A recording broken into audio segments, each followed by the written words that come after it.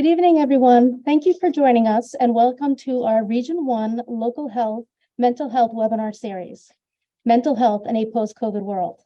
I'm Sue Jacosi and I am one of the regional coordinators for Region 1. For those of you who are not familiar with Region 1, we are the local health departments that cover the 14 towns from Stratford to Greenwich. Before we get started, I want to thank all of you for joining us. And a special thank you to our presenters, to the Fairfield Fire Training School for allowing us to use their space, to the town of Fairfield and all the local health departments in the region who have supported this effort and who have seen the importance of addressing the many mental health needs in our communities. I'm going to turn this over to Kelly to introduce our speakers. But before I do that, if you have any questions for our speakers, for us, please put them in the chat and we will address them as we go. Or you can hold off and we will have a question and answer period at the end. So Kelly.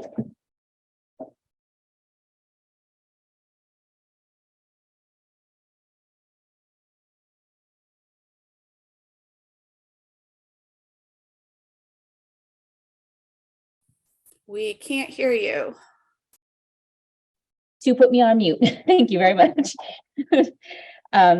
Hello, everyone. I'm Kelly Tomlinson. I'm the health educator with the Norwalk Health Department. I'll be doing some of the overviews just of our speakers today. So our first one up is overview of mental and behavioral health with Caitlin Comet and Victoria O'Neill from the Hub.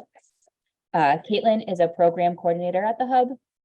She leads the Region 1 Southwest Connecticut Catchment Area Council initiatives, as well as oversees 4 local prevention councils.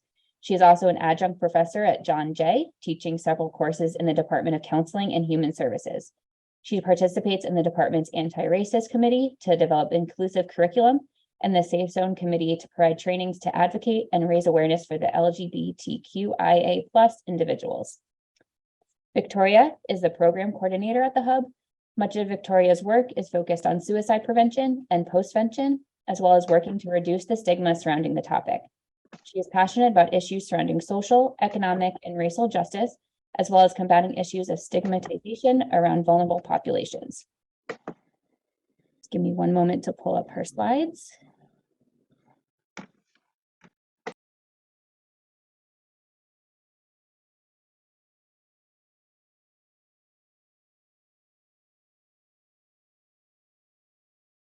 And then Emma, we had to share the screen, right?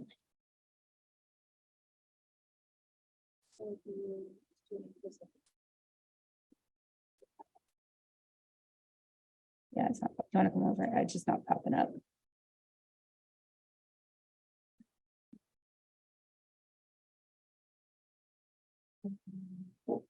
And this one? Yep. No.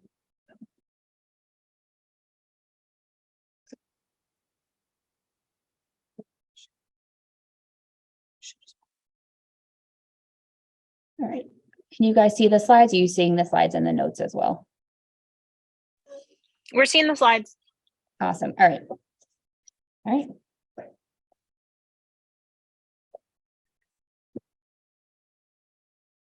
All right. Thank you so much. Thank you everyone for being here. My name is Victoria O'Neill. Like mentioned, I am a program coordinator with the Hub, and I lead our suicide initiatives. Caitlin, I don't know if you want to introduce yourself really quickly.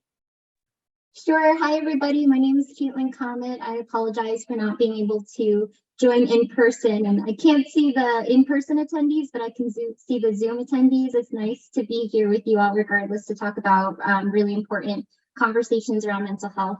I'm a program coordinator with the Hub, as well as the co-chair for the Behavioral Health Task Force for the Greater Bridgeport Community Health Improvement Plan. Thank you for having me.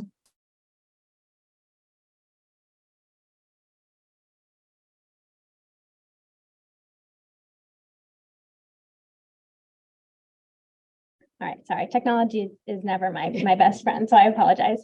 So just a little bit about the Hub, who we are, what we do. So we are what is called a Regional Behavioral Health Action Organization, or an RBHAO. So we are responsible for servicing 14 towns from Stratford to Greenwich. So we're located in Bridgeport, but we have really great working relationships with all 14 of our towns. And essentially, we just work as a strategic partner within the community around all behavioral health, so across the spectrum of prevention, treatment, and recovery. And we work with mental health, suicide, problem gambling, and substance misuse. And we are also a division of RIASAP. This is what we are going to briefly cover in our short time together with you. We're going to talk about some mental health statistics as it relates to our state and our region, some mental health issues that we are hearing. We're going to talk about the stigma of mental health and then our available resources.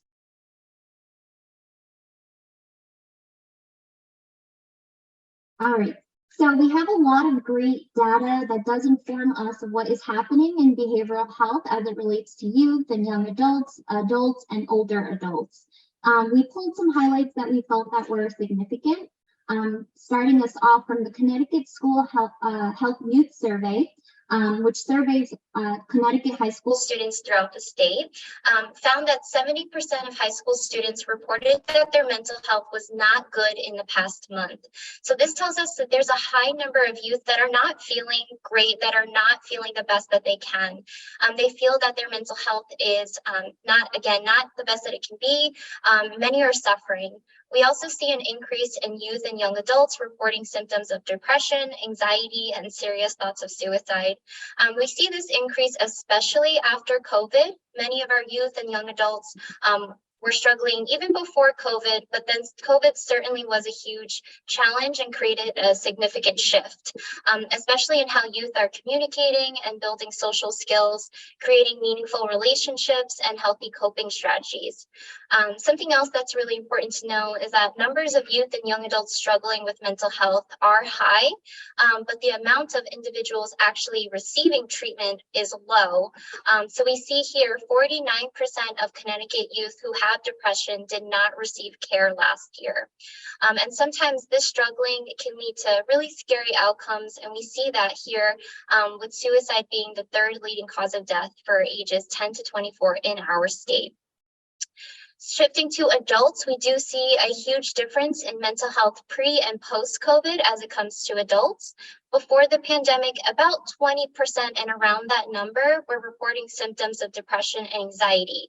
But after the pandemic, we saw that number double. So now we see numbers in and around 40%.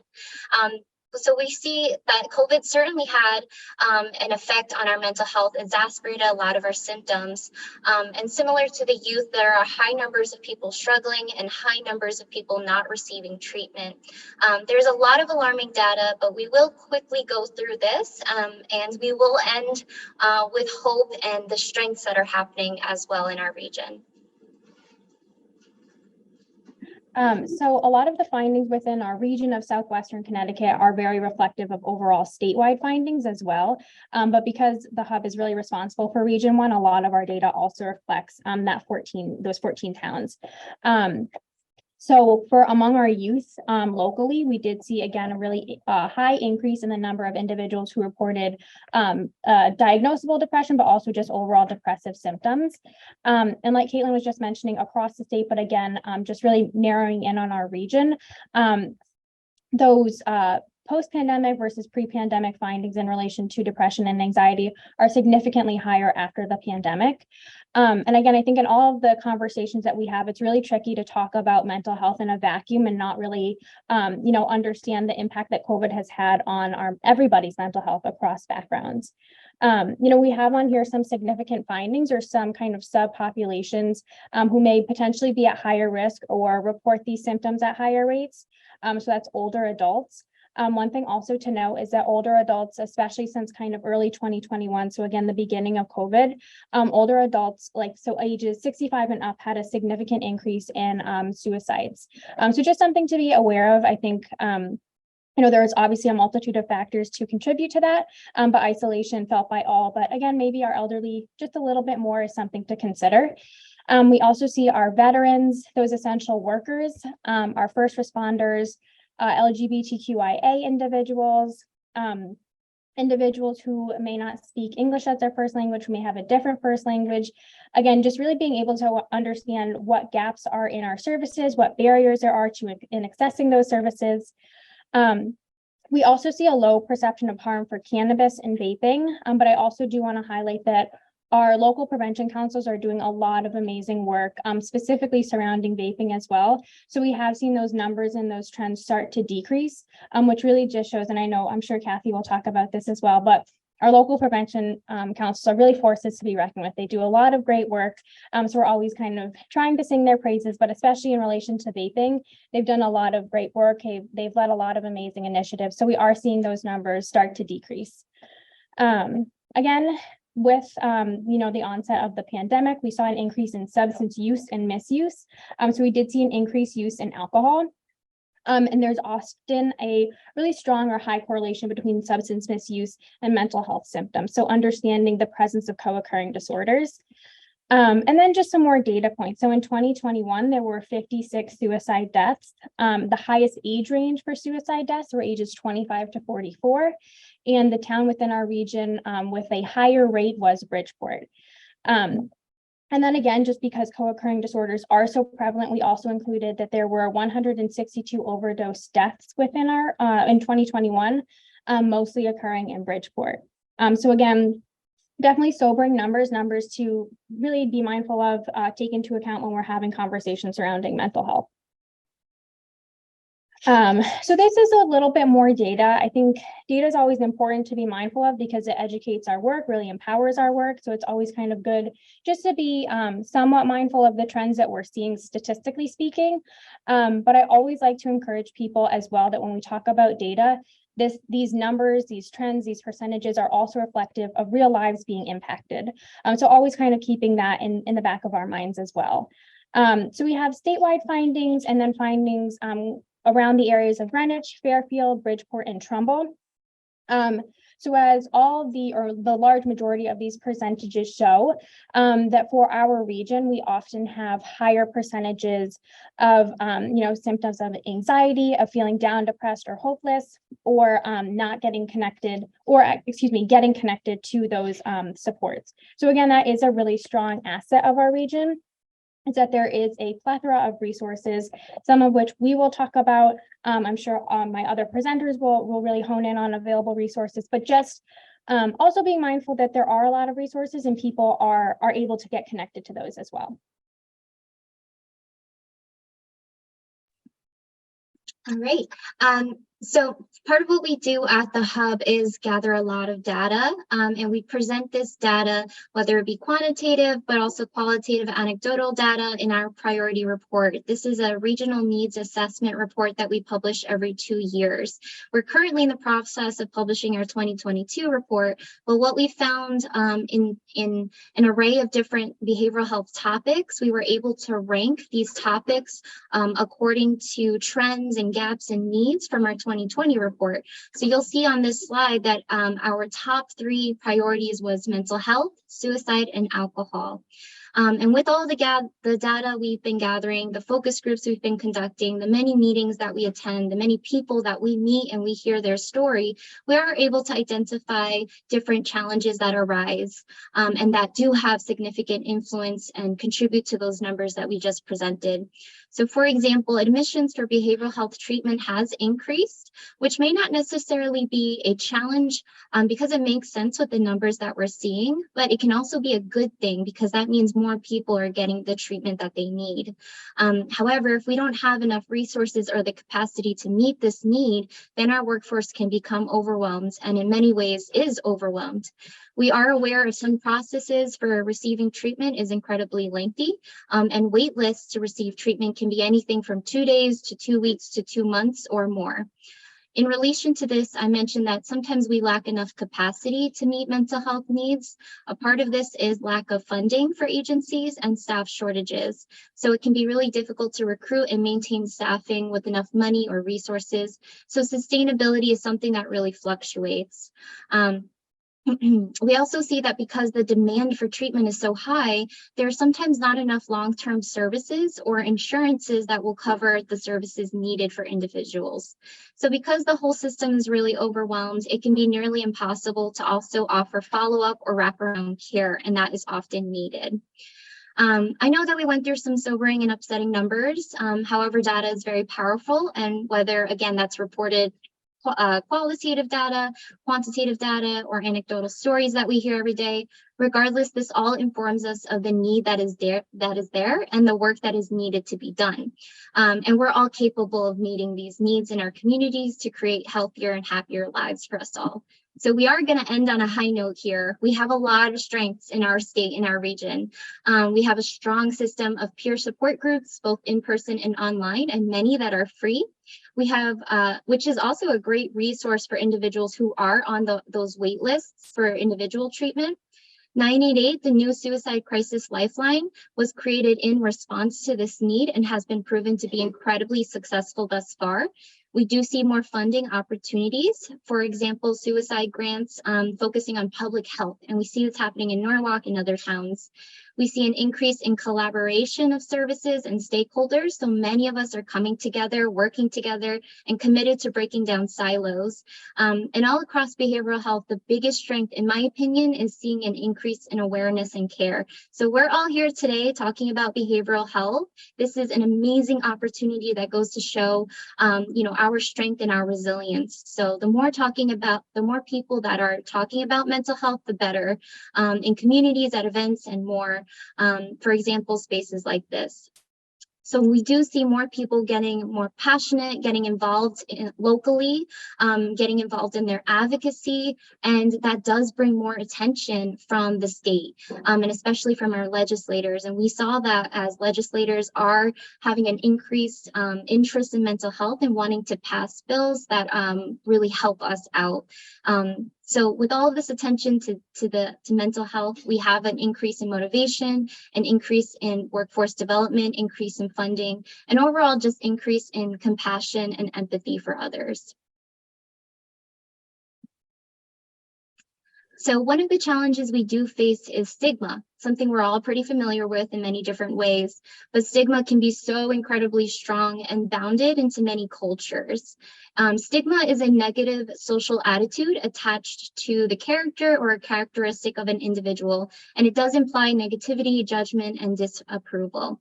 It really arises from a lack of understanding, misinformation, and ignorance, and messages around stigma can be informed by our culture. And it can lead to unfair discrimination against and the exclusion of an individual. So there is stigma when we talk about mental health. For many, many years, and even now today, some are still viewed as sick or crazy just because they're talking about mental health or experiencing something that's very real and human. Many groups of people in particular have been stigmatized furthermore than other groups of people. For example, women, people of color, the LGBTQIA+ population, and all of these at one point were actually listed in the Diagnostic and Statistical Manual as mental illnesses. So we still feel that stigma today. We still feel it in many different cultures, and when we talk about our feelings, it's a weakness. We often hear that, and we hear, just get over it, keep going, things will get better. But really, stigma is a huge barrier for people talking about mental health and receiving treatment in safe spaces. So we just spoke about the importance of empathy and compassion, and that is one of the best ways to face stigma. And Victoria is going to walk us through the effects of stigma and how we can combat this. So as Caitlin kind of already alluded to or kind of discussed, everybody to varying capacities has some sort of experience with stigma. So the aspect of stigma, the overall kind of connotations or potential effects are probably nothing new to anybody here. But when we talk about stigma in relation to behavioral health as a whole, it's really powerful, as Caitlin already kind of mentioned. The way that we talk about these potentially stigmatized topics can really either create channels of access or barriers in terms of people getting connected to resources. So obviously some negative impacts of stigma are individuals feeling isolated. So feeling that social rejection, that exclusion, that discrimination. And that again, kind of in turn leads to the decrease in the likelihood of somebody actually seeking mental health services. So again, there's really an immense importance in working to normalize experiences of mental health, normalizing talking about these issues, not that they're issues, but and really working to make our conversation surrounding physical health the exact same as mental health, because in actuality, they're really closely linked. They're often incredibly intertwined. So again, when we work to normalize both topics, have these conversations really openly and freely, we can work to break down these impacts of stigma. So, we kind of already talked about some of the ways in which we can combat mental health stigma or behavioral health stigma. And a prime example of that is you all being here via virtual, Zoom, or in person. Again, I think everybody, the more that we can have these conversations, educate ourselves, educate others about just behavioral health awareness, the closer that we get to, people getting connected. So again, just talking openly about mental health. And also just being a lifelong learner. So I'm constantly learning. I mean, there's always data to know and things to learn in terms of statistics and numbers, but also just being open to educating yourself as well. Being conscious of language. So that's something that I'll talk about in the next slide. Again, just working to equate mental and physical health. And hopefully this is a little bit more self-explanatory, but always just showing compassion and understanding, potentially the strength that it takes to come forward if someone's struggling with mental health, the strength that it takes to accept that help or get connected, and really just meeting that with consistent, again, support, empathy, and compassion. So again, the language that we use when we talk about stigmatized populations, when we talk about people struggling with their behavioral health, really is impactful. It can really work to empower or further stigmatize an individual.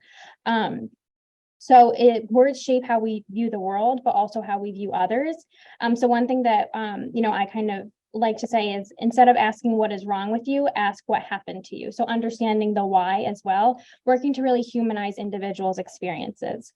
So on this slide, we just have some examples of what is commonly referred to as person-first language, but focusing on one's abilities, one's assets, rather than their limitations. So instead of saying, my daughter is bipolar, my daughter has bipolar disorder. And one thing I will share more as an anecdote rather than a professional in this sphere. I think often we say, I struggle with depression. My daughter struggles with bipolar disorder.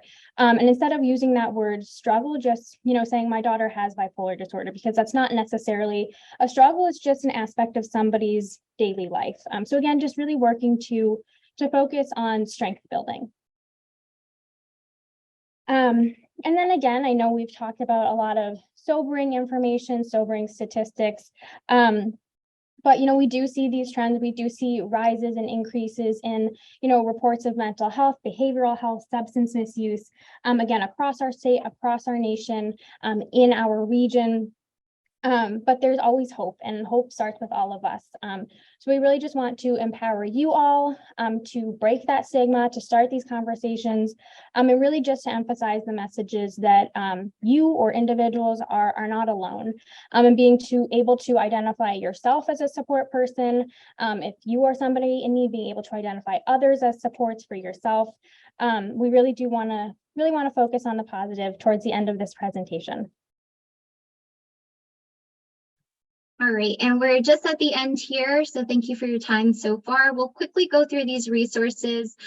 So I think that regardless of where someone is in their journey for receiving treatment or receiving support, we do compile resources into one place. So we do have our regional resource guides, which lists different mental health and treatment providers. I believe Victoria brought some in person. This is also available on our website.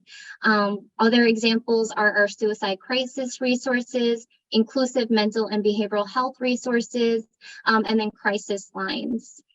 So again, Victoria has brought these in person, and if you go on our website, we have all of these available. They're also available in Spanish as well. Yes, thank you. I mentioned our website. I mean, our website really has everything, and it has more information on the topics we spoke about today, including person first language and stigma. If you follow us on our social media, we do post these inspirational but also informative behavioral health topics. We have a weekly newsletter that we just push out different resources and different events, trainings, and more. And we do offer presentations and trainings. The two that we want to highlight are our Question, Persuade, Refer, or QPR suicide gatekeeping training, and our Narcan or naloxone training. These trainings we offer twice a month for free online. We talk about how someone can be a champion for suicide gatekeeping, to recognize when someone is in crisis and get them to professional resources. And then with our naloxone, we have free naloxone that we're ready to give out. So please connect with us. Thank you so much to Sue and their team out there for giving us this chance to speak. So if anybody has any questions, comments, our contact information, if it's not shared, we can definitely share it out. But again, thank you all for listening to us and for being here.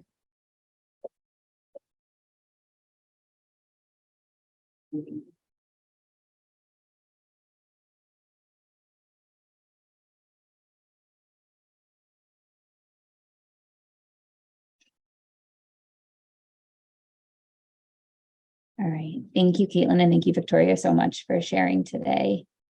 I think just for interest of time, we're going to share all questions at the end. So if you have questions, put them in the chat and we'll definitely get to them. Next up on our agenda, we have Signs of Distress from Robin Bieber from the Mary J. Sherlock Center. So Robin Bieber has more than 30 years of experience in the mental health field. She is a licensed marriage and family therapist with an MA in applied clinical psychology and an MS in marriage and family therapy. Robin is a current staff member with the Mary J. Sherlock Counseling Center. No slides, right? No. Awesome. All right. Thank you. Hello, thank you for having me. I appreciate the ability to talk about something that I'm very passionate about. I have been in the field a long time, and I generally work with young people because I work for a youth service bureau, and I also really love young people. So I just wanted to talk about some of the ways that we can be more aware of some of the symptoms that we should pay attention to, you know, to bring us into treatment, or just to pay attention to for mental health wellness, because mental health is includes our emotional, our psychological, and our social well-being. It affects how we think, feel, and act. It also helps determine how we handle stress, how we relate to others, the choices that we make. It's an important aspect of every stage of our life. And so when you look at mental health, we also need to look at mental wellness, because there's things that we do to take care of ourselves to help us to be able to improve our ability to handle stress, make good choices, and our social well-being, etc. And mental health problems are very, very common. 1 in 6 adults have a mental health issue, and 1 in 5 young people have had some experience of depression. And so we all either have experienced a mental health issue, or we know someone in our family, our friend group. We all recognize that there are people in our lives that have a mental health issue. And the way I look at mental health issues is the same I look at any medical condition, like Victoria said, you know, physical health, mental health, it's all under the same umbrella. And I like looking at mental health issues similar to a chronic medical condition like diabetes. So if someone has diabetes, it does not go away. It's just something that they deal with throughout their life, and they need treatment for that. Now, that treatment also includes certain lifestyle choices. So people with diabetes make different choices about what they eat and exercise and things like that. And also, diabetes, like mental health, it is exacerbated by stressful situations. So your medical conditions are exacerbated by stressful situations in your life, just like your mental health is also exacerbated. So, and like diabetes, when you have a mental health condition, You can deal with it without medication, but you may need medication. And like diabetes, sometimes you need to adjust your medication and sometimes you need to increase or decrease it depending on what factors are occurring in your life at the time. And I think it was really important to talk about stigma because there's no reason to have a stigma about needing treatment for a medical condition. And it does keep people from pursuing treatment if they do feel that stigma. So I'm going to just mention a few of the early warning signs. And like any medical condition, early intervention leads to more successful outcome, right? So you want to pay attention to some of the early warning signals that you or someone you love is experiencing a mental health problem. And I think, like we said, they definitely increased during COVID. I noticed that as a clinician, that people's, especially anxiety and depression. So I'm just going to read a list of warning signs, and every mental health condition has different symptoms. So these are just some early warning signs, like eating or sleeping too much or too little, withdrawing from friends, from activities, feeling sad, down, having little or no energy, and sometimes kind of this feeling like nothing really matters. You know, that's an indication. Unexplained aches and pains can also be a warning sign of mental illness. Feeling helpless or hopeless. And as Victoria said, an increase in using drugs or alcohol can also mean that there's something else going on there. Sometimes feeling unusually confused, forgetful, on edge, angry, upset, which often leads to increased conflict with family and friends, yelling, mood swings that can cause problems in relationships, sometimes having persistent thoughts and memories that you can't get out of your head. And then some of the more like just the inability to cope with daily problems or stress, trouble understanding and relating to situations and people, and excessive fears, worries, and feelings of guilt are very common warning signs, as well as some more serious things like concern about harming yourself or others. So if you are experiencing any of these symptoms, and we all experience these symptoms from time to time, we all get depressed, we all get sad, we all get nervous, we all get anxious. So having, experiencing these things while you're dealing with stress are very common. Everyone has these experiences from time to time. When it begins to impact our ability to function from day to day, to complete our daily tasks, to get our kids to school, to get to work ourselves, or to go to school ourselves, or to do the things that we need to do in our daily life, if we begin to see that that's suffering and we're not being able to function, that is the time to reach out to a professional, a mental health clinician, a support group.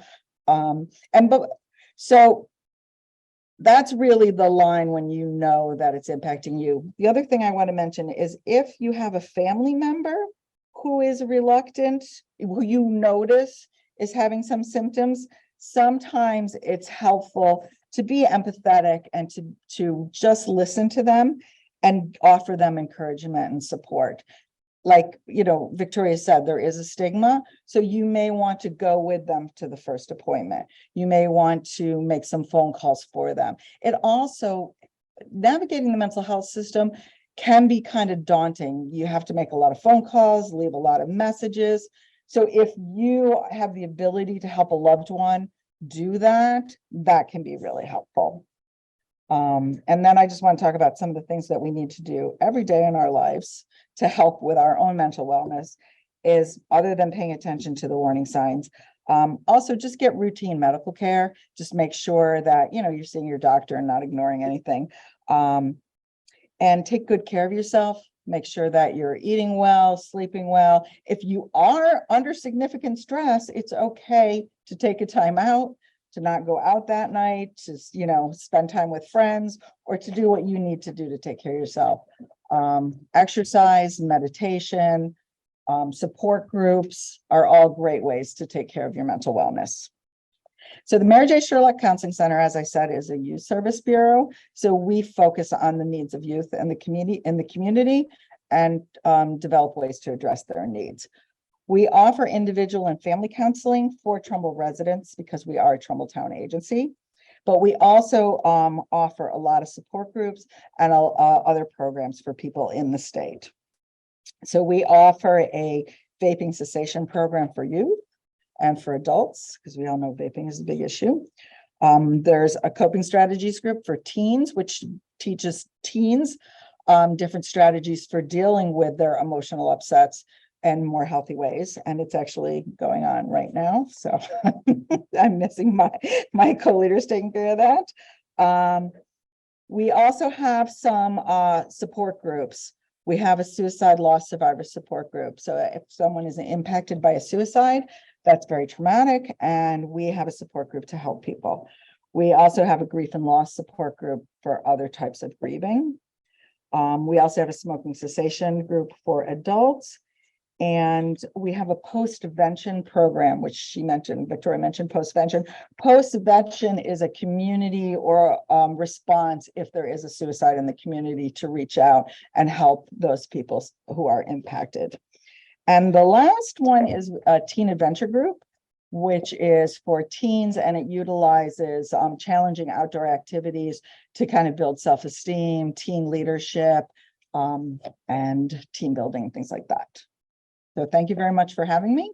I appreciate the ability to speak to everyone. Thank you.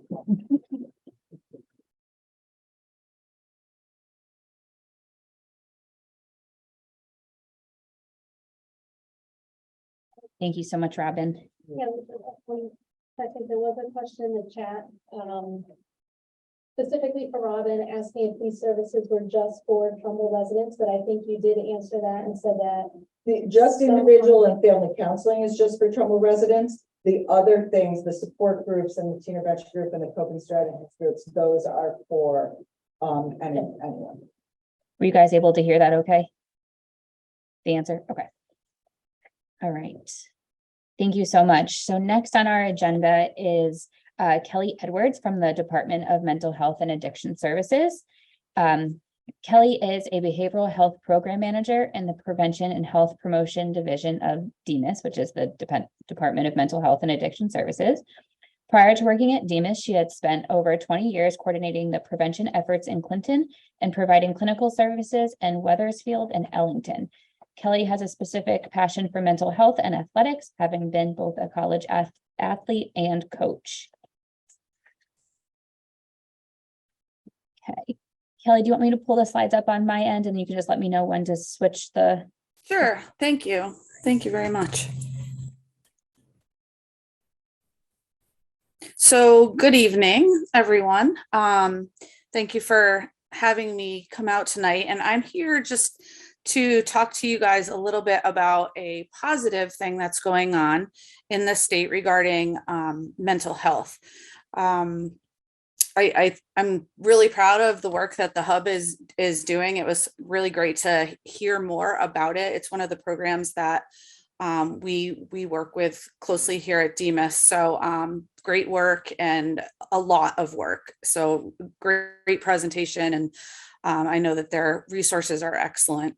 So I am just going to talk about one little thing that we're doing with the Connecticut Interscholastic Athletic Conference. And you can see their little logo there. When I came to DEMIS about a year ago now, one of the places that I really saw an opportunity to share information and to educate was through athletics. As they mentioned, I have a degree in marriage and family therapy as well. I worked as a therapist for many years before I got into more of the prevention route.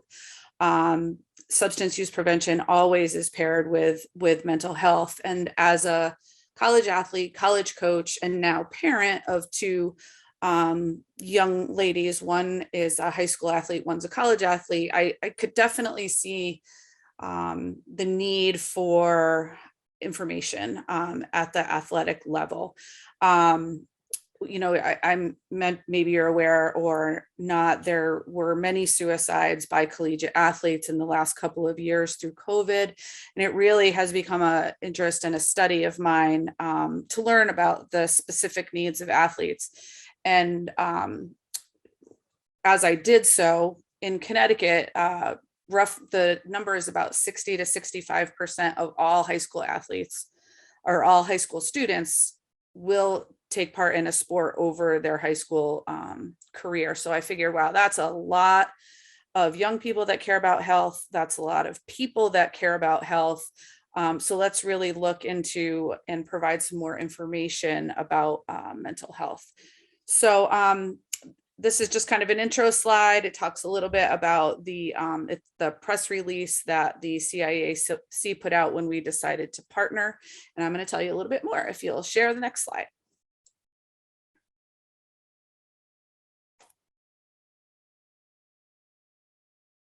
Oh, can you guys share this? There we go. Hold on, working on it. No problem. All right, hold on. I'm going to try and redo it a different way because it's not letting me move the slides. That's okay.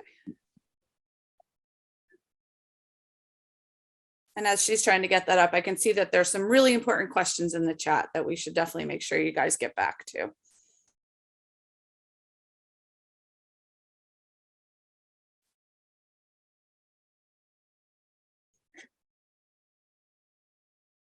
Bear with us 1 second. Sorry. Okay.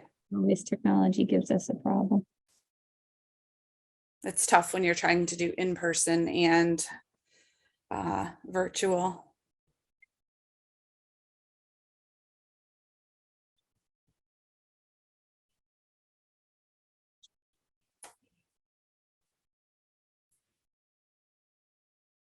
That one?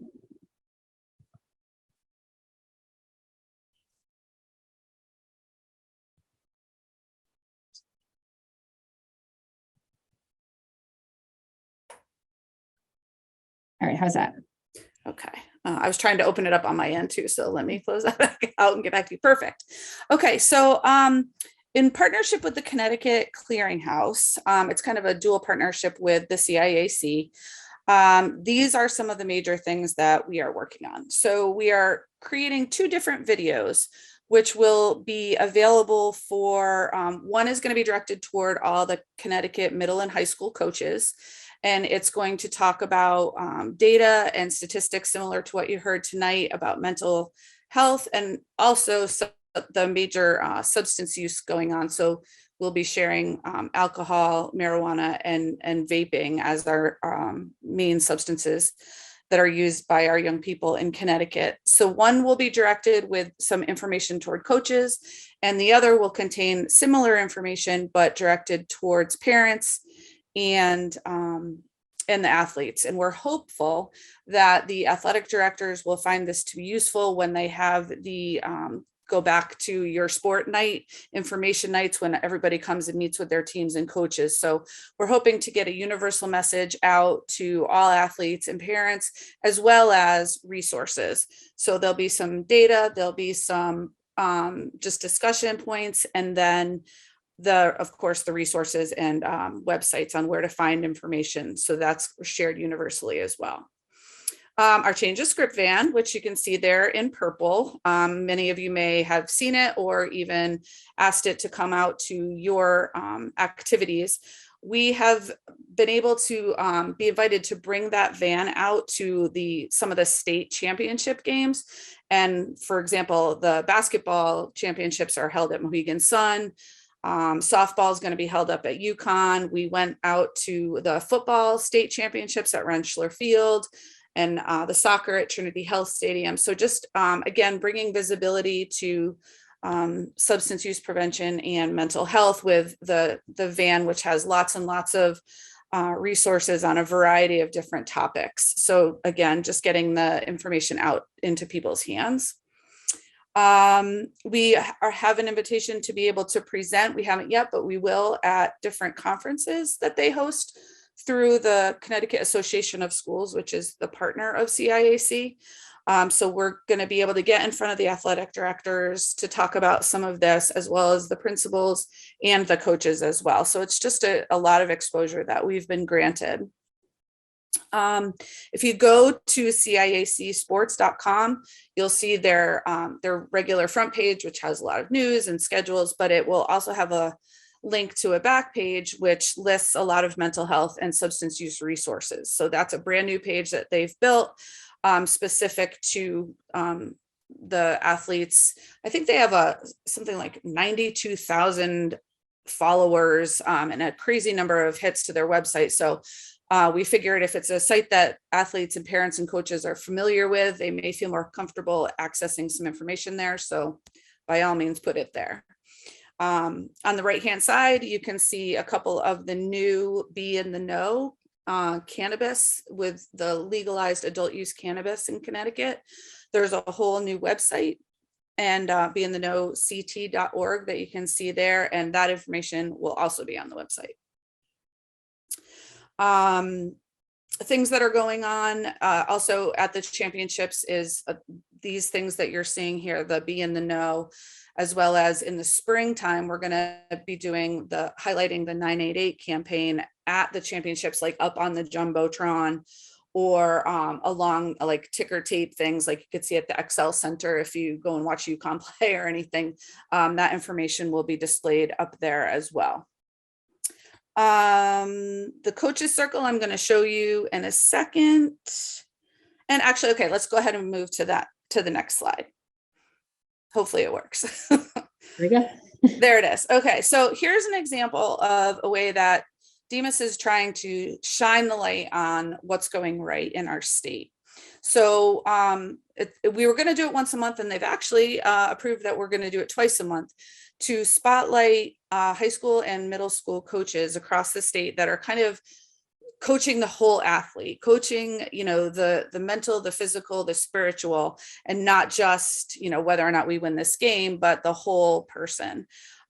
So coaches are able to be nominated. So if you know a coach that does this and you'd like them to have a spotlight, I can put my email into the chat and you're welcome to send me ideas.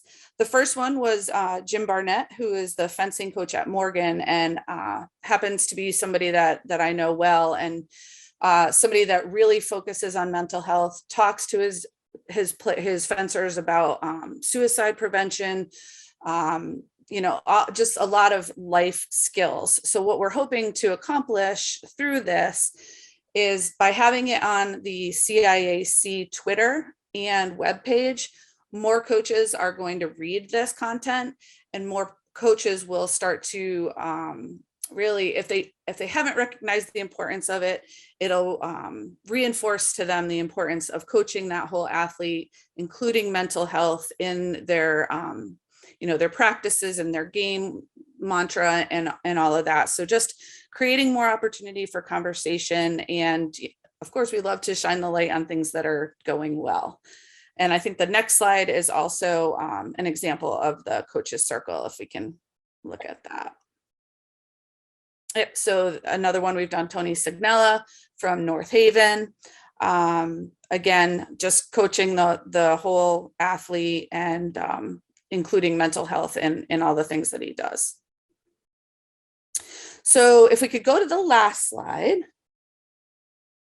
One of the things that we're also doing is creating some worthwhile conversation with coaches about how athletes are going to be different potentially than your normal average student at school. As Robin and Victoria and Caitlin were mentioning, stigma is a big part of why people don't choose to seek help for mental health. And athletes are probably some of the worst when it comes to that, because if you ask a young person or an athlete at all if they're depressed or feeling sad, the first thing they're going to be afraid of is losing their time on the field or on the court. So they're going to say, I'm fine, I'm good. And they hide it because they want to play. You know, they may be feeling depressed, they may be feeling broken down, they may be feeling anxious or what have you, but their identity is so wrapped up in their competition that you're not going to always get a straight up answer. And I think that this is part of the problem with some of the athletes, unfortunately, that were lost, is they just felt so much pressure to be okay and to perform. And maybe they even were performing quite well, you know, despite an internal just depression and struggle that they went through. So one of the things that we're going to talk to the coaches about is looking at the different lenses of their life. And Robin was really talking about this, where, you know, if you ask an athlete, well, how have you slept in the last week?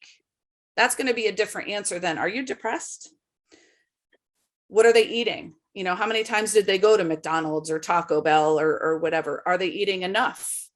Are they eating like healthy food at home, dinners and things like that? Are they just eating dinner? So kind of asking them about nutrition, the kids are going to be more likely to be truthful about that. Grades, they could, you know, a coach could always look into what's going on with their grades through the guidance department. And are they slipping? You know, or is homework not being handed in? Are they falling behind? Is there a change? You know, as Robin said, if there's a change in kind of the way things usually are, that might indicate that there's something else going on. Anger. With athletes, you know, you see a high level of not necessarily aggressiveness, but like assertiveness and competition and that kind of high energy energy level. Sorry, it's getting later. So if you there, you can see that a young person has more angry reactions or is uncharacteristically aggressive, especially in young men. That can also be indicative of some depression. Asking the young person, what do they do with their free time? Athletes are typical overcommitters. And if their brain isn't having any downtime at all, you could see that could be part of a depressive cycle as well. And then substance use, of course, we know that these things go hand in hand. And, you know, looking at the picture through these different lenses rather than a depression scale will really help a coach to understand more with what's going on with their athletes. So this is kind of a new conversation to introduce some of our coaches to. Other coaches have been doing this for a long time, and, you know, they can just be real positive contributors to how this can be helpful. So that's just an example. And then we give them, of course, all the local resources, the hotlines, you know, the RBHAO work, like in all of our different regions across the state. There are RBHAOs that are doing similar mental health work as the hub is doing in your region. So that is my last slide. So if we could just bring it back so I can see some of your faces, because I feel funny just talking to my picture. But I'm happy. I'm really happy that I had the opportunity to share with you guys what we're trying to do to create more conversation across the state, have the information be the same across the state, and then reach. I think there are a lot of athletes that are struggling and don't know how to talk about it. So we're really hoping to change the norm and present more opportunities for people to feel okay to reach out and find help and know where to find that help. So thank you guys so much for inviting me out, and thank everybody for the work you're doing in mental health, because we certainly all need it. Thank you.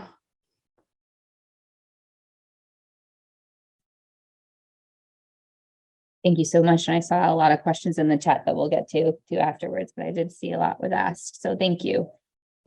Next up, we have, we'll be talking about our local community prevention council. They are brought up a couple of times in the presentation. So today we have Kathy Hazlett.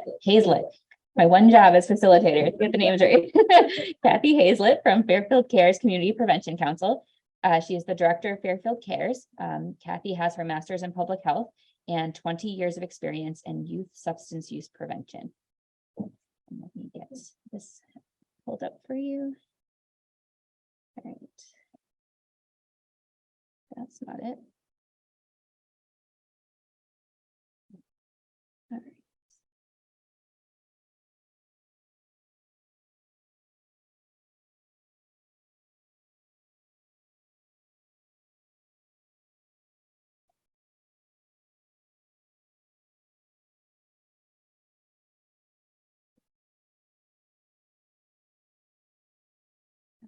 one, right? Okay. All right, so there you are. Thank you.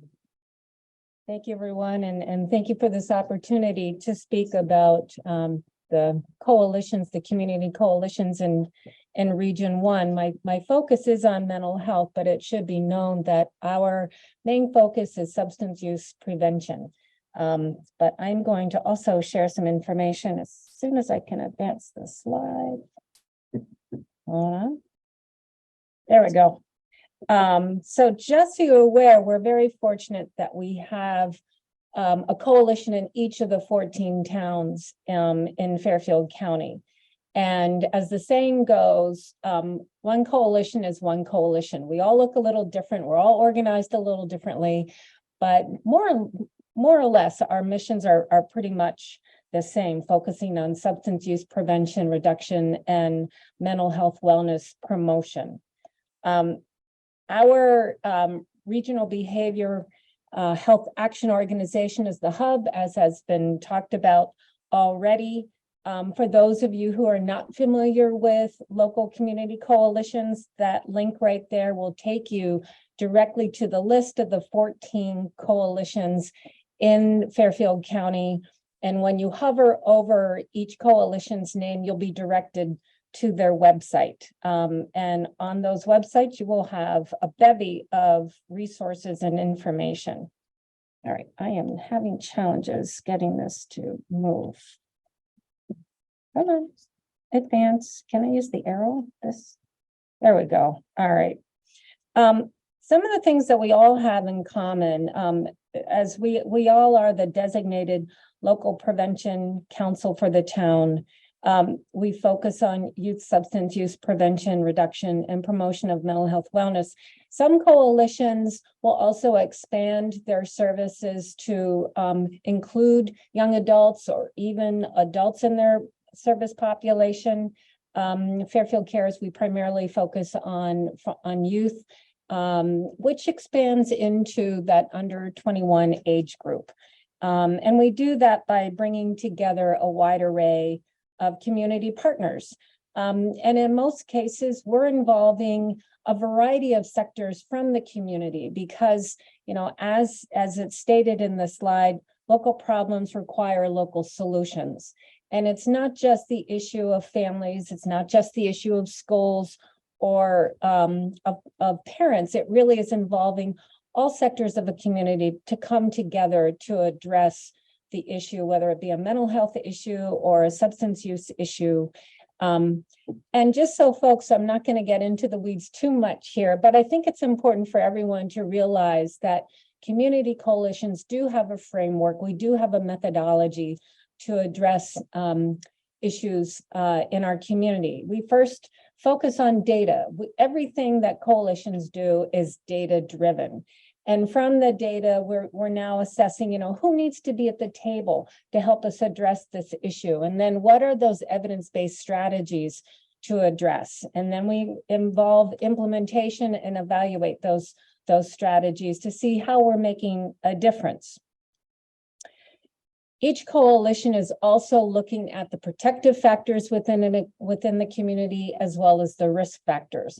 And by and large, regardless of what the issue is, we want to be able to say that we've got more protective factors than risk factors, because obviously when we have more protective factors, we're building resilience. We have got the strategies and the ingredients to help young people thrive. So with regard to specifically to mental health and behavioral health, I would say there are three areas that we really focus on. One is providing information, providing resources, and we do that in a number of ways. Certainly the websites are a tremendous resource for information, but we are also very active in putting out social media posts. I think there's been a lot of information out there recently that indicates that social media is by and large the way a lot of people are getting their information. But we're also using newsletters. Fairfield Cares puts out a monthly newsletter to its distribution list. We also work with our PTAs as another way of getting information out and through our schools. Conducting community presentations is an excellent opportunity to bring information to the community members so we can educate them, bringing resources directly to them, whether it's experts in the field or additional information, workshops of a variety.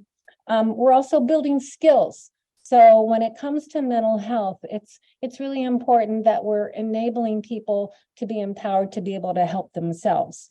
And I'll go into some of the details of how we do that.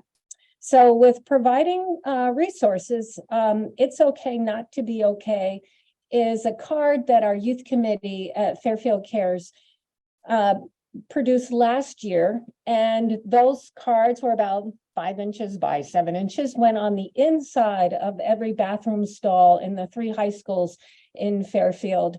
And that QR code connected teens to the resources that you see on the right side of your screen. Because of the stigma, and we've talked about stigma with regard to mental health, not everyone feels comfortable going up to the bulletin board and putting their phone up to that QR code in the hallway. So, we wanted to be sure that there were private opportunities for students to access mental health services. The Hub has already done a terrific job talking about the resources that they provide, but coalitions are also another avenue to promote the resources that the Hub puts together. These booklets that they have are available online as well as in hard copy. They're also available in Spanish and updated just about every year. And they provide a list of all the substance prevention and treatment resources available in mental health in the general area. They also have booklets on support groups, which is really important as well. So to show you a few examples of community presentations, and I apologize to my fellow coalitions who may be listening. I did not have everybody represented in my presentation tonight, but I tried to get a good representation. We have Trumbull's example of the synergy between substance use and mental health in a program that they did with Laura Stack last fall. And several coalitions, because we live in such a high success-driven, high-pressured set of communities in Fairfield County, several coalitions have done programs around addressing the pressure that teens are feeling. Other community presentations in Darien, they did a presentation on bullying, and in Greenwich, also the synergy between substance use and mental health. So helping parents to parent to prevent substance use in their kids and supporting positive parenting skills. The Wilton Youth Council does some fabulous programming around positive youth development. And this particular one is on anxiety. And we know that anxiety is one of the outcomes of the COVID pandemic that still exists. The Greater Bridgeport Area Prevention Programs does a whole number of series of programs. And I would say of the 14 coalitions, they are one that is probably much more service oriented. They're larger in terms of the number of programs and staffing that they have. But they do a variety of things, very active in podcasts and having their own radio programs. It's pretty exciting, the works that they're doing there. And on the right is an example of New Canaan Cares doing trainings in their community. Here closer to in Fairfield, we do a lot around QPR. Hub has QPR as well as the Narcan trainings. Individual coalitions are also involved in bringing these resources into their community. So we have that offered on a monthly basis. In our case, Fairfield Cares is working with AMR every month to provide Narcan training at the Fairfield Woods Branch Library. And I am very proud to say that we have trained since last June, when we started doing this, close to 100 people from our community in Narcan, which is really exciting. So that is it in terms of how community coalitions are involved in mental health and behavioral health. I've just wanted to give you a little snippet of what we're doing, but I urge you all to check out those individual websites on the Hub's website. And I also want to reiterate, when you go to the Hub website, you will instantly see a promotion for their newsletter. Their weekly newsletter is excellent, and I think everyone should be a subscriber to that. So thank you so much.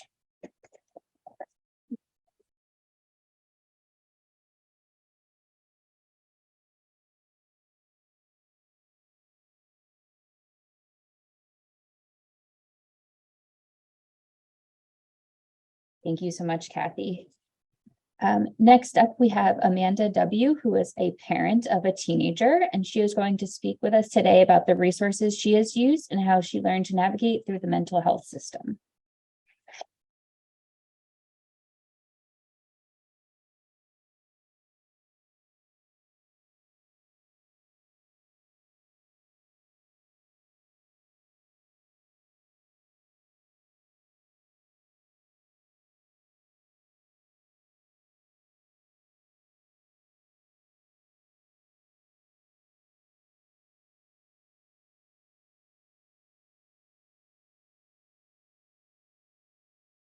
Great. So she was having some success with the arrow. Okay, great. Thank you.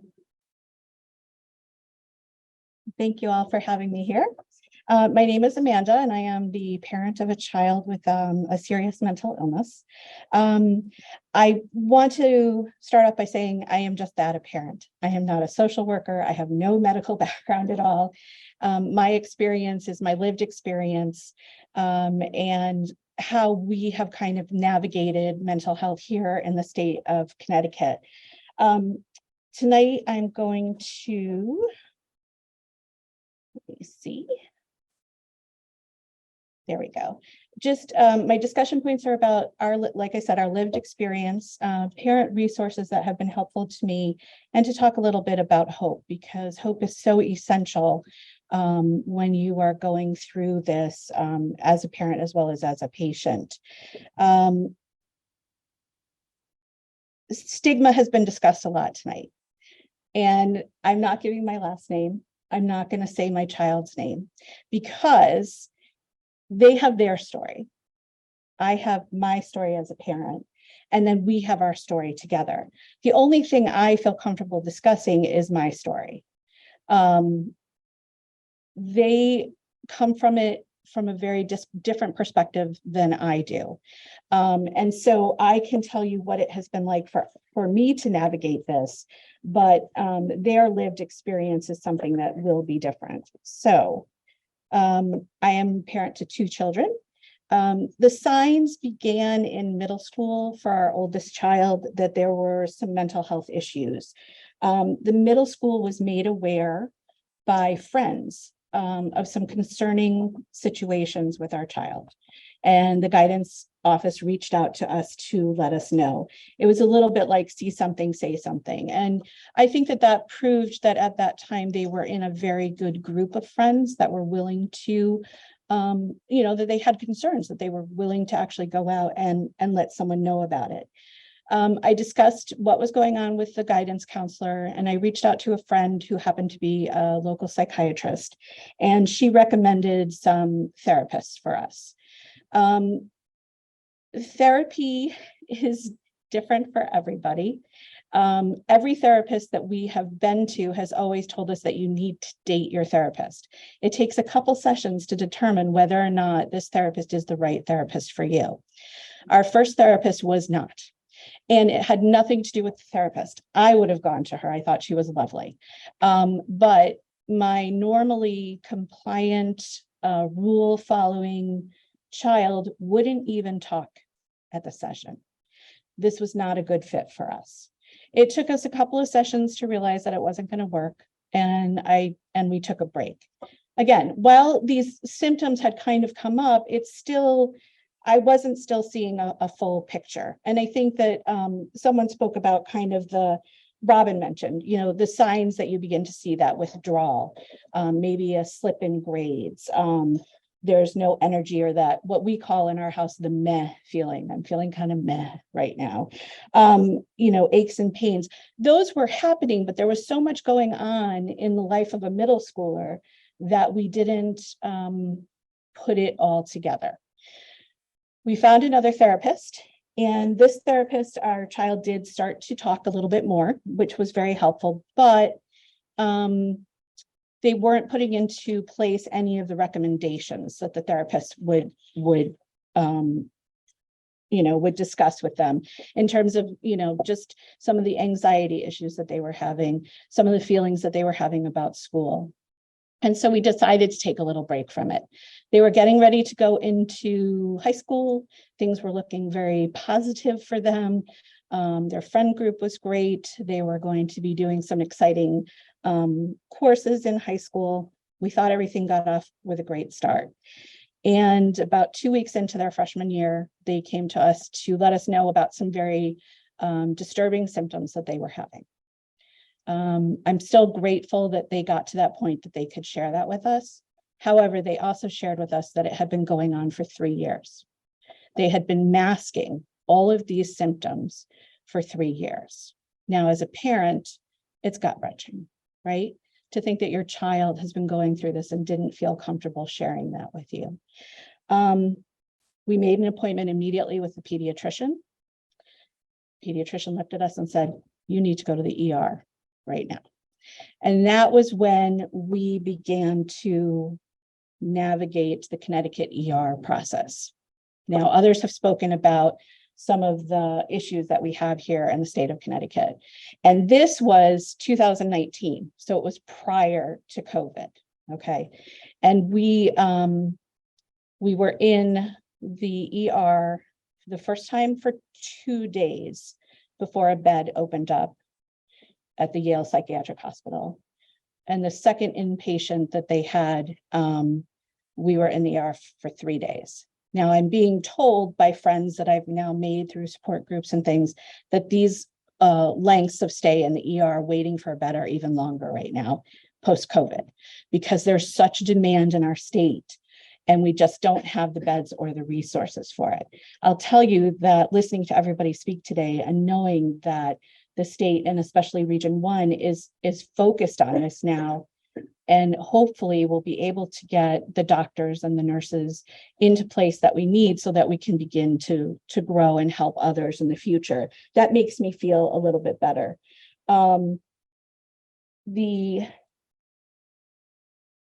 Once your child has been inpatient, you don't just go home the day that they're discharged and everything goes back to normal. And again, this is all a learning process for parents. We did something called an IOP, which is an intensive outpatient program. Our child would go to school in the morning, and then I would pick them up and drive them over to a program in Bridgeport. What's nice about it is that it's a step down from the hospital, but it allows you to have your child be seen daily, and also for you to begin to build up your team. Because with a child with a serious mental health condition, you need a team. You can't do this all on your own. So while they were in the IOP, they were getting group therapy, art therapy, being seen by a psychiatrist, a social worker, and a nurse. They also offered a parent program that was mandatory. Myself or my husband had to participate once a week in this. And that was enlightening. That was probably one of the best learning processes for us. Because we learned about what coping skills were. And not only did we learn about them, but we made lists of them with our child, coping skills that they liked, not what I would like, right? You have to flip it around and look at it through their lens of what's going to be able to help them. So we did the IOP. Then in addition to that, there's also the meetings with the school. Our child had started doing school refusal. So even though they were done at the hospital, things were starting to get a little bit better. We were beginning to get a feel for a diagnosis. They didn't want to go to school. And that's really, really difficult to fight in a teenager who's going through everything that they're going through. We were meeting with the school psychologists, the guidance counselors. We put together a PPT, which is a planning and placement team. And that's made up of social worker, guidance counselor, a teacher that they have a good relationship with, normally a vice principal or principal of the house, to really talk about how to get your child to have a successful education plan. And it was determined that our child would need an IEP, an individualized educational program, and also that they would most likely need to be outplaced. I just want to go back for a second. When we were in the IOP, one of the social workers put this up on the board when we went into one of the parent support groups. And it's taken from Al-Anon. They used the 3 C's. He added a 4th, and it's the 4 C's for caregivers. You didn't cause it. You can't control it. You can't cure it, but you can cope with it. And what the IOP was doing was helping us to learn how to cope with this new illness that had entered our home. We did all of this really through COVID. We toured outplaced high schools online on Zoom. Our child shadowed classes on Zoom. They were evaluated by a district chosen psychiatrist on Zoom. And once we determined that outplacement was correct, they began their new school on Zoom. Now, for a child who also has anxiety and social anxiety as part of their diagnosis, that was very, very difficult, extremely difficult. And so we were now learning how to cope with their diagnosis, but also how to cope with COVID and Zoom classes and all of those things. That being said, outplacement for us was the absolute best option.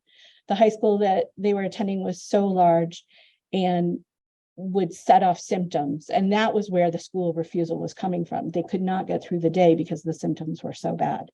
It allowed our child to go to school, much smaller classes, have social worker care on site. They're actually assigned to a social worker.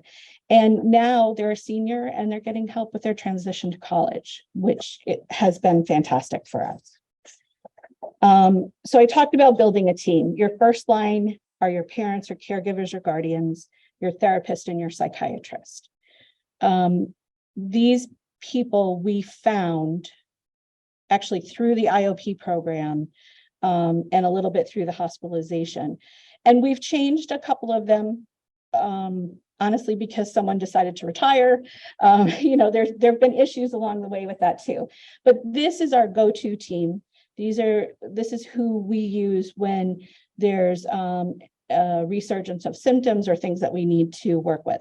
The second line is school psychologist or social worker, guidance counselor, grandparents, aunts, uncles, close friends, religious leaders, trusted teachers, and coaches. You need to choose, and this goes a little bit to the stigma, and I meant to talk about this earlier, and I'm sorry. The stigma is very difficult, especially for a teenager. It's really hard for them to be able to talk with anybody about what they're feeling or what they're going through, what their emotions are on a day-to-day basis. And I have always been in lots of different roles an advocate. So I'm the person that wants to stand on the corner with a sign and say, let's fix this, but I have to be aware that that's my story of what I want to do, which is why I chose to come here tonight when Sue invited me. To be able to help end the stigma, start that process at least.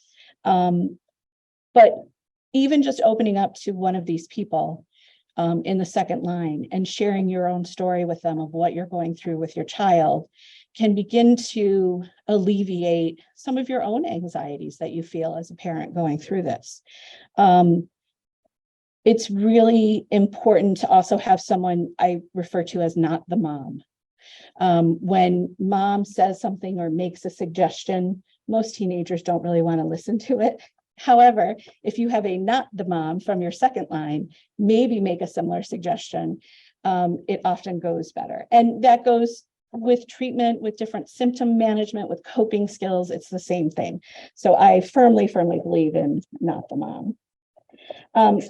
So I talked about the 4 C's for caregivers, but there's also the 4 C's for supporting someone with mental health issues. I found this on a website that I actually have in my resource list in a little bit.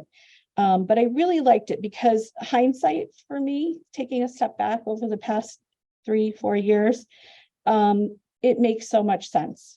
And had I had kind of this roadmap, it may have stopped some of the bumps that we hit. For clarity, it's and I have some notes from the website I just want to read.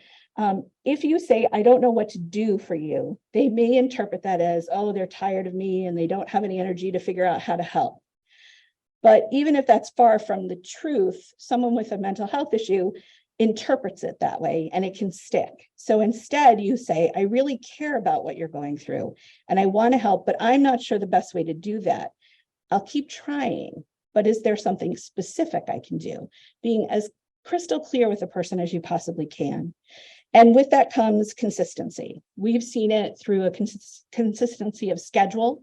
They have to be on a specific schedule. It's what works best for them. Consistency in that messaging. You can't just try to be clear one time and then walk away from it. You have to keep the clarity there.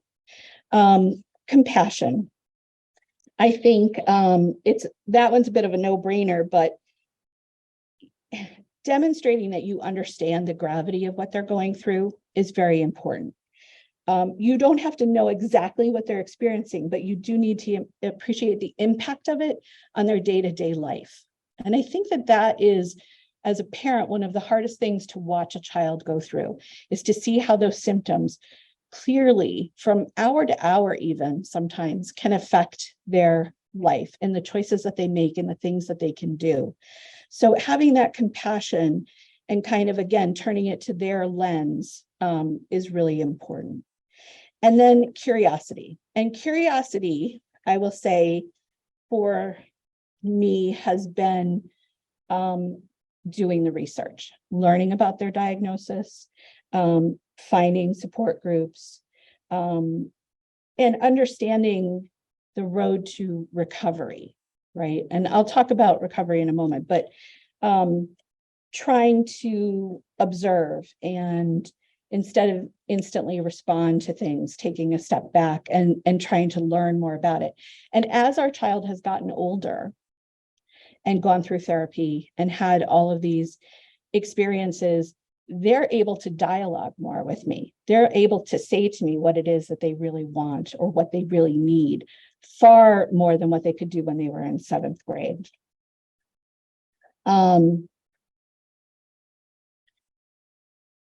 So resources. Now, I didn't know about the hub until I came here today. That's a new resource for me that I have to put on my slide. And I'm very excited to have a new resource. I did know about TPOD because I've attended some of their mental health Zoom workshops that they've had. NAMI for me, which is the National Alliance for Mental Illness, has been one of my biggest supports. There's the Connecticut NAMI, which is based in Hartford. There's Southwest NAMI. There's even a Fairfield NAMI. And they offer support groups for parents, partners, and caregivers. But the one that I focused on was NAMI CAN, which stands for Child and Adolescent Network. They're peer-led, but what I like about them is that they're trained and there's a process that you follow in your support group, so it doesn't just become a gripe session for parents. You have to walk away knowing if there's one specific issue that you're working on, that this is how you're going to address it for that week. And I found that as a parent, just in the beginning of learning about all of this, to be extremely helpful, giving me just bite-sized things to work on.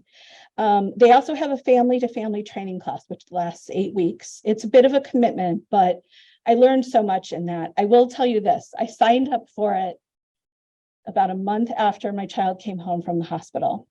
And I did one session and I emailed them and I said, I'm sorry, I'm not ready. It was too much information for me. I was not ready to take all of that in. Fast forward, I finished it this past fall. that was when I was ready to go through it. And it was wonderful. And because it was online, I made support group type friends with people that are all over the country. We text each other for support. It's been very, very helpful. You have to choose the resources that work for you at that time. A friend had recommended a film that had a character that had a similar diagnosis as my child. And I was a sobbing mess by the end, and I definitely should not have watched it at that time. I wasn't ready to take all of that in, There's also the Youth Mental Health Project, which is also online. They're actually based out of Darien, and they have online support groups for parents as well as I think in person too. And NAMI, I think, is beginning to start some in person as well. The other thing is to look up the disorder specific organizations. So there's the Depression and Bipolar Support Alliance, Schizophrenia and Psychosis Action Alliance, Anxiety and Depression Association of America. Those are great places after a diagnosis to go and start to get little bits of information. And I often will, for our diagnosis, go back again and again and again, because sometimes you read it, it's not hitting at that time. You need to go back and absorb it another time. Social media, Duff the Psych has a podcast, but also a great website for sources. Podcasts, just search on anxiety, depression, or whatever the diagnosis may be. A lot of people are willing to help end the stigma by really talking about what they're going through. And those can be wonderful resources. The other thing too is to search hashtags for your child's diagnosis too. Even on places, I know this is gonna sound silly, but even on places like TikTok. You would be surprised what people are willing to share out there as a way to get to the younger generation to teach them about what's going on. But I've actually learned quite a bit through that as well. Therapy. For yourself. Highly, highly recommend it. This is my story. Therapy has helped me so much. It's allowed me to learn how to do self-care, which is very important. It can be a full-time job helping a child with a serious mental illness. And so you need to take the time and you need to find your team members that are going to help you get through it as well. Just a few quick things to know that I didn't know when I started this process. I didn't know that I didn't necessarily have to be in my kid's therapy session. I thought, I'm the parent, of course I have to be there. That was surprising to me. However, I learned that you have to build some kind of a relationship with your child so that they can say to you, Mom, leave. I don't want you in this room when I start talking about all of this stuff.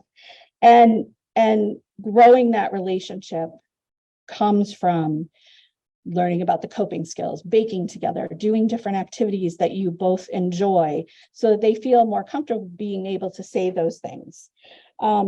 Making a list of those coping skills or distractions. We still have one from our IOP that's in our kitchen hanging. And if they're having a particularly bad day, I say, let's look at the list. What can we do today? Now, what they wanted to do when they were 14 versus 17 is different, and we've updated it a bit, but it's important to have something to go to refer to for everybody, because maybe playing cards again is not what everybody wants to do.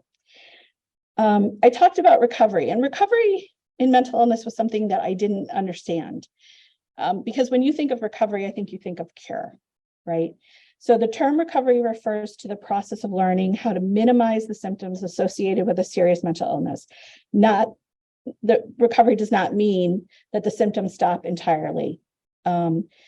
It's really about reaching a place where you're able to live with the symptoms and you know how to cope with them. And I can tell you that from that first call from our guidance counselor in 7th grade to where we are today, we are on a road to recovery. And it happened because of the team that we put together and the people who were honest with us and willing to share their stories as well. And last is just a little bit of hope. Matt Haig is an author of both fiction and nonfiction books, but he's a mental health awareness activist. And he said, mental health problems don't define who you are. They are something you experience. You walk in the rain and you feel the rain, but you are not the rain. Okay, so you have a mental health disorder. You are not your mental health disorder. You are you, and you happen to have this. So, thank you.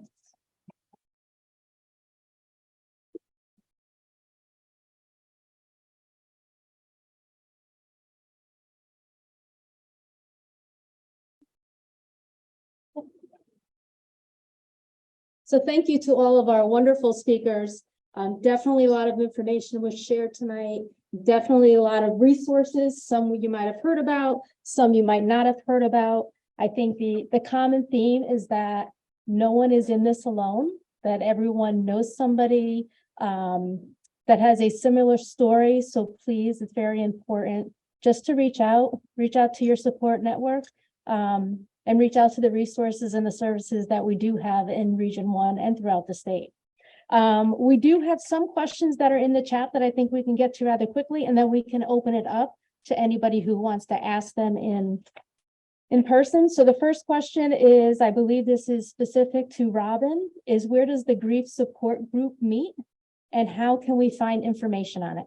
At the Trumbull Social Services website. It meets at Trumbull Senior Center, which is also where Trumbull Social Services is. And it's Wednesdays, I believe. But you can find that there on Trumbull Social Services website. Okay. What is the current waiting time or backlog for adult and pediatric counseling? Does any of our speakers know that answer? I think the person said it could be 2 days to 2 months.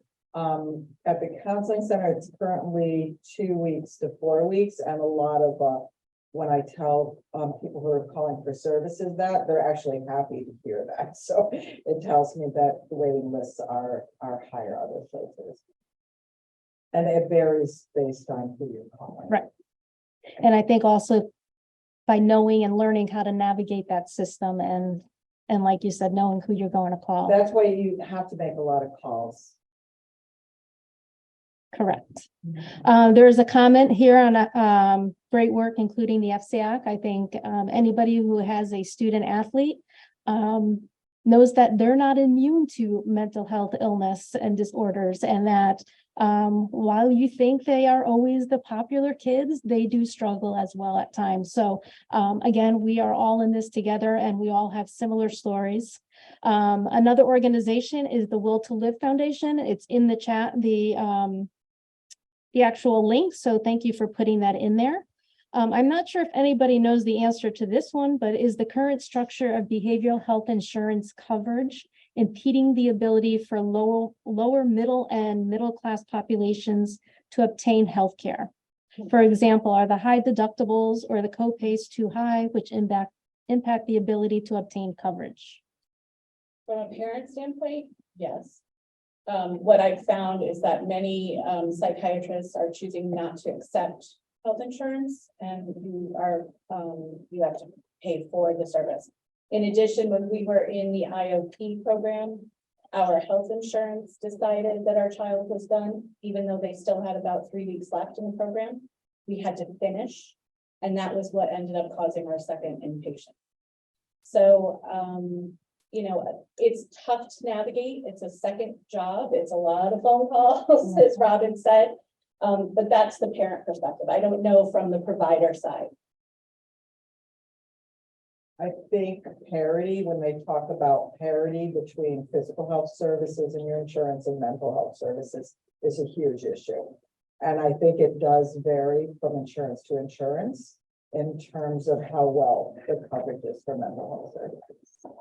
And if you go on the hub, there are community organizations, there are nonprofits that do offer services for people whose insurance doesn't cover it. Those are the only questions that were put in the chat. If anybody wants to ask a question now, please ask it. We do have a few more minutes before we need to end. Andrea? Yes, I have a question for Kathy. Right. I should know this, because I work in town Stockbridge, but do all the prevention councils, get together and kind of share ideas?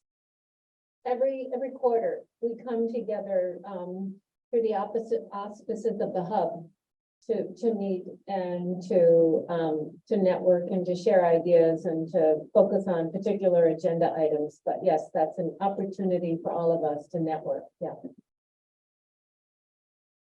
Just want to repeat the question on it, what Andrew asked. Oh, Andrea, can you repeat your question? I If wanted all the prevention councils kind of talk to each other to and, share ideas. and collaborate, yes. And the answer was yes, they do. Are there any other questions from our viewers that are on Zoom?